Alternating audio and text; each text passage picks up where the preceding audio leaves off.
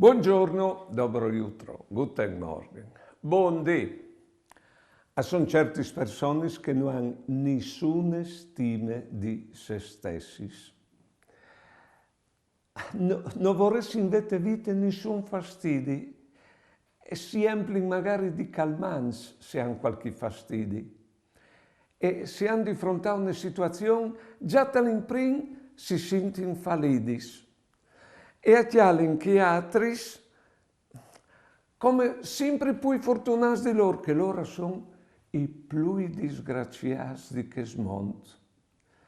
Veramente, se tu avessi di immaginare la loro interiorità, tu vedi slaccare l'armatura interiore e un scuro vuoto e scuro.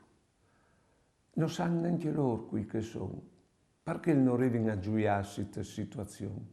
E non tu sai perché che sono fatti così, forse si tratta di qualche roba succeduta quando eri in fruzzo.